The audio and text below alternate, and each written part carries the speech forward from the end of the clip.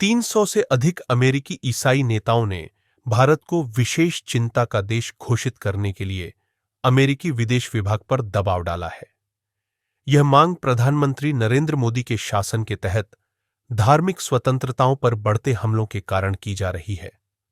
अगस्त में भेजे गए एक पत्र में विभिन्न संप्रदायों के नेताओं, जिनमें 18 बिशप और 3 आर्च बिशप शामिल हैं, ने 2014 से धार्मिक अल्पसंख्यकों के खिलाफ बढ़ते उत्पीड़न का जवाब दिया है।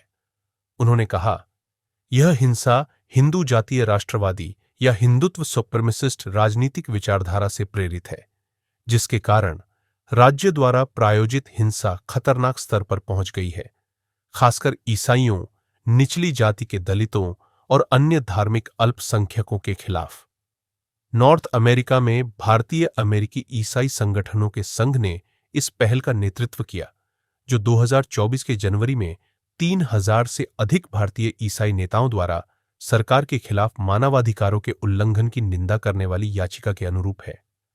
चिंताजनक स्थिति पर जोर देते हुए यूनाइटेड क्रिश्चियन फोरम ने 2014 में 127 घटनाओं से बढ़कर 2023 में 720 घटनाओं तक ईसाइयों पर हमलों में वृद्धि की सूचना दी है।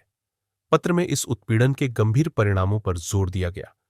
मणिपुर में 65,000 से अधिक लोग विस्थापित हुए और मई 2023 तक 400 से अधिक चर्चों को नुकसान पहुंचा या नष्ट कर दिया गया। पत्र के हस्ताक्षरकर्ता विदेश विभाग से कई कार्यवाही की मांग करते हैं, जिनमें भारतीय अधिकारियों को धार्मिक स्वतंत्रता के उल्लंघन के लिए जवाबदेह ठहराना और लक्षित प्रतिबंधों पर विचार करना शामिल है। वे तर्क देते हैं कि इन मुद्दों पर अमेरिका की चुप्पी भारत के साथ उसके भू राजनीतिक गठबंधन के विपरीत है और विदेश विभाग से इन गंभीर उल्लंघनों की अनदेखी न करने का आग्रह करते हैं। पत्र में भारतीय सरकार द्वारा किए गए विधायी कार्यों का जिक्र करते हुए कहा गया है, भारतीय सरकार ने सैकड़ों ईसाई स्कूलों और अस्पतालों की फंडिंग रोक दी है। भारत के विदेशी योगदान विनियमन अधिनियम के कठोर उपयोग के कारण अंतर्राष्ट्रीय समर्थन बंद हो गया है।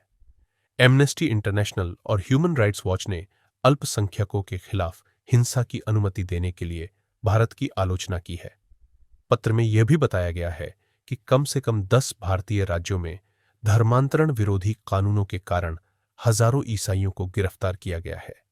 इन चिंताओं के जवाब में अंतर्राष्ट्रीय धार्मिक स्वतंत्रता के लिए अमेरिकी राजदूत राशिद हुसैन ने एक प्रेस कॉन्फ्रेंस में कहा, ईसाई समुदायों ने बताया कि स्थानीय पुलिस ने पूजा सेवाओं को बाधित करने वाली भीड़ की मदद की, या जब भीड़ ने उन पर हमला किया तो पुलिस ने चुपचाप देखा और फिर पीड़ितों को धर्मांतरण के आरोप में गिरफ्तार कर लिया।